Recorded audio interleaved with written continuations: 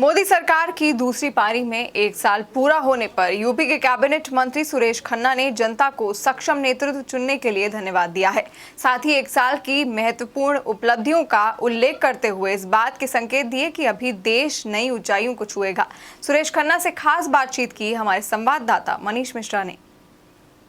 आज प्रधानमंत्री नरेंद्र मोदी ने अपने दूसरे कार्यकाल के एक साल पूरे होने पे देशवासियों के नाम चिट्ठी के जरिए संदेश दिया और कहा कि 130 करोड़ जो देशवासी हैं उनका वर्तमान और भविष्य कोई आपदा तय नहीं कर सकती। और ये जो एक परसेप्शन बना था कि भारतीयों को कोरोना संकट से काफ़ी समस्या या भारत को हो सकती है, उससे भी भारत उभरने का और मजबूती के साथ उभरने का काम किया है। 130 करोड़ लोगों ने जहां दूसरी बार जनादेश दिया और इस कोरोना महामारी में उनके हर अपील के साथ खड़े रहे। तो इसी बातचीत करेंगे, हमारे साथ हैं उत्तर प्रदेश के वित्त संसदीय कार्य मंत्री सुरेश खन्ना जी। सुरेश जी, आज एक साल पूरा हो गया मोदी कार्यकाल का जो दूसरा दौर था, और मोदी जी ने आज चिट्ठी जारी करके देशवासियों का नाम भी कहा कि 130 करोड़ देशवासी पूरी मजबूती से उनके साथ खड़े हैं, कोई विपत्ति वर्तमान और भविष्य तय नहीं कर सकती।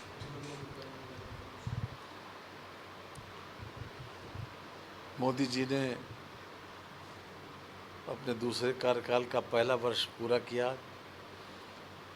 हम उनको तथा उनकी पूरी टीम को एक सफलतम एक वर्ष का इसके लिए बधाई देते हैं और उनका अभिनंदन भी करते हैं। विश्वसनीयता नेता की सबसे बड़ी पूंजी होती है। मोदी जी ने चुनाव में किए गए वादे, जिसके लिए उनको 5 साल का समय मिला, कम समय में पूरा किए, और ये उनकी बहुत बड़ी उपलब्धि है। और इसी वजह से जनता उन पर अटूट विश्वास करती है। राम जन्मभूमि का मसला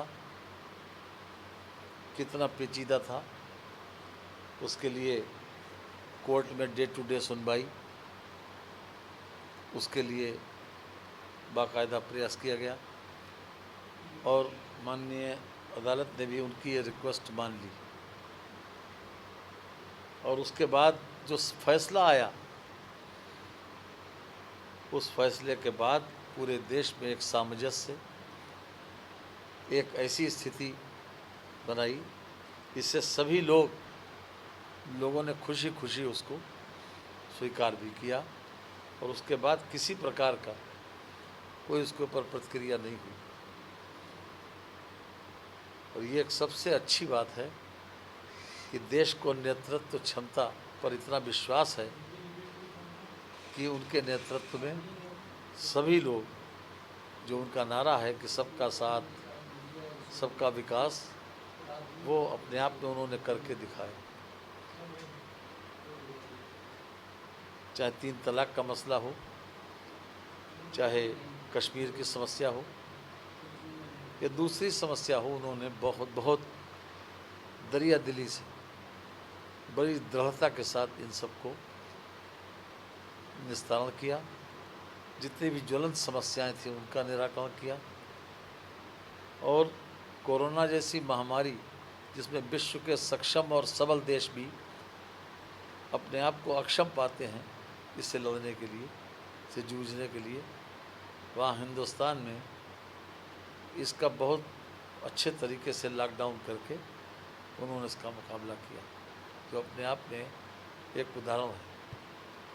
आज कोरोना के फैलाव को जो रोका जा सका है, उसका श्रेय श्री नरेंद्र मोदी जी को ही जाता है। एक बात आज उन्होंने कही कि तमाम जो सामर्थ्यवान देश हैं, जैसा आपने जिक्र किया कि वो भी मजबूर और बेबस हो गए सारे संसाधन होने के बाद। भारत के बारे में एक विकासशील परिकल्पना है कि विकासशील राष्ट्र है भारत, उसके बाद भी अगर इस तरह की स्थिति, जिस देश की आबादी 130 करोड़ है, लोगों के सहयोग से संभव हुआ। और कहीं न कहीं ये भी बात निकल के आई कि उनकी अपील अंतिम पायदान तक पहुंची और सभी ने सहयोग किया, चाहे वो जनता कर्फ्यू हो, लॉकडाउन हो। इसके अलावा उनकी एक बात थी कि देश विजय पथ पे आगे चल रहा है। दूसरा जो कार्यकाल है उसमें वो तमाम योजनाएं पूरी सफलता से लागू हो रही। तो आपके हिसाब से कौन कौन से ऐसे काम हैं जो एक साल में काफ़ी महत्वपूर्ण रहे और काफ़ी प्रभावी तरीके से लागू हो? मैंने बताया ना आपको कि 3 तलाक का मुद्दा कश्मीर समस्या और राम जन्मभूमि पर जो फैसला आया उसके बाद देश में पूरी तरह से अमन शांति कायम रखना, से एक सौहार्द बनाए रखना, एक नागरिकता संशोधन बिल भी, वो जो बाहर हमारे लोग पीड़ित किए गए, परेशान किए गए, उन लोगों को एक प्रकार से संरक्षण देना, उनको आंसू पोंछना, उनको नागरिकता देने का काम किया गया। तो ये अपने आप में एक ऐतिहासिक चीज़ है और इसके लिए बहुत दिनों तक लोग इन बातों को याद रखेंगे कि इस तरह के फैसले एक साल के अंदर कर दिए।